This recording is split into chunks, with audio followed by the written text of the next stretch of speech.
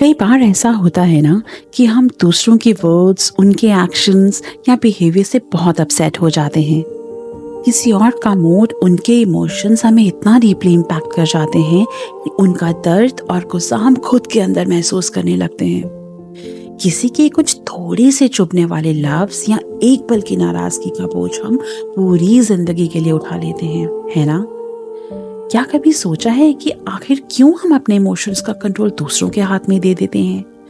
और क्या वजह होती होगी उन लोगों की दूसरों को नेगेटिवली बिहेव करके इतना हर्ट कर देते हैं?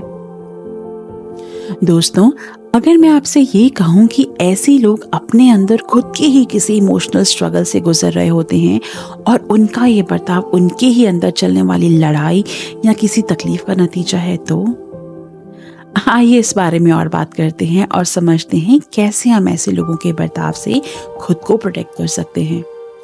How to protect ourselves from absorbing other people's negative emotions। दोस्तों, साइकोलॉजी कहती है कि जब एक इंसान अपने अंदर किसी दर्द, परेशानी या फ्रस्ट्रेशन को लेकर जी रहा होता है ना, तो वो उन नेगेटिव इमोशंस को दूसरों पर निकालने लगता है। ये एक तरह का डिफेंस मैकेनिज्म होता है। जब भी वो खुद को कमजोर या इनसिक्योर महसूस करते हैं ना, तो दूसरों को नीचा दिखाकर अपने आप को टेम्परेरीली बेटर फील कराने की कोशिश करते हैं। कुछ ऐसे भी होते हैं जो अपने बचपन के ट्रॉमास और डिफिकल्ट एक्सपीरियंसेस को आज तक अपने साथ लेकर चल रहे होते हैं। उन सारे अनरिजॉल्व्ड इमोशंस को वो दूसरों पर ट्रांसफर कर देते हैं, जिसे साइकोलॉजी के लैंग्वेज में प्रोजेक्शन कहते हैं। मतलब ये उनके अपने अंदर की तकलीफ होती है जिसे वे दूसरों के थ्रू एक्सप्रेस कर रहे होते हैं। एक और वजह है लो सेल्फ एस्टीम। जब किसी का सेल्फ वर्थ कम हो तो वो दूसरों को नीचा दिखा के अपनी वैल्यू बढ़ाने की कोशिश करते हैं। दूसरों को जज और क्रिटिसाइज करने से उनके ईगो को थोड़ा बूस्ट मिलता है। दोस्तों, ये उनके लिए एक शॉर्ट टर्म सैटिस्फैक्शन जैसा होता है। अब समझते हैं कि लोगों के ऐसे बिहेवियर पर हमारा रिस्पॉन्स कैसा होना चाहिए। दोस्तों, एक बात हमेशा याद रखें कि आप दूसरों को कंट्रोल नहीं कर सकते। यही सच है। अगर किसी को चीट करना है ना, तो वो करेगा ही। किसी को रूडली बात करने की आदत है तो वो वैसे ही बात करेंगे। आप उनके एक्शंस को बदल नहीं सकते, पर आप अपने रिएक्शंस को जरूर कंट्रोल कर सकते हैं।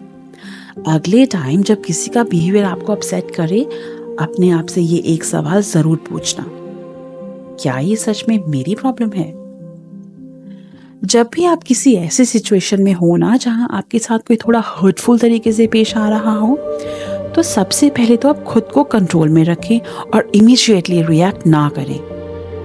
अब रुक कर थोड़ा एनालाइज करें कि क्या आपने उस सिचुएशन में कुछ कंट्रीब्यूट किया है।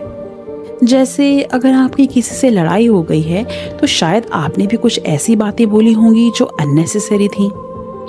हर सिचुएशन में पहले अपने एक्शंस को जरूर देखें। उसके बाद ये देखें कि उस इंसान ने जो भी कहा उसमें क्या कोई सच्चाई है। क्या आपको अपने आप में कोई सुधार लाने की जरूरत है? अगर हाँ, तो जरूर उस फीडबैक को पॉजिटिवली लें और अपने ग्रोथ के लिए काम करें। और अगर उनके बिहेवियर में कोई कंस्ट्रक्टिव फीडबैक नहीं था और ये सिर्फ उनका गुस्सा, फ्रस्ट्रेशन या इनसिक्योरिटीज निकालने का एक जरिया था, तो उसका असर अपने ऊपर बिल्कुल भी ना होने दें। दोस्तों, इसके अलावा कई बार बातों को लेट गो करना भी जरूरी होता है। सोचकर देखिए कि क्या ये सिचुएशन वाकई में उतनी बड़ी है जितना बड़ा आप इसको बना रहे हैं। अक्सर हम छोटी छोटी बातों पर इतना फोकस करते हैं कि वो बड़े प्रॉब्लम्स लगने लगते हैं। कभी कभी बस लेट गो कर देना बेस्ट सोल्यूशन होता है। अब आता है कैसे दूसरों के बिहेवियर से आप खुद को प्रोटेक्ट कर सकते हैं। दोस्तों, अगर आप उस इंसान के नेगेटिव बिहेवियर का स्ट्रेस खुद पर लेंगे ना, तो इसका बुरा असर आपके मेंटल पीस, आपकी हेल्थ और आपके लाइफस्टाइल पर ही पड़ेगा।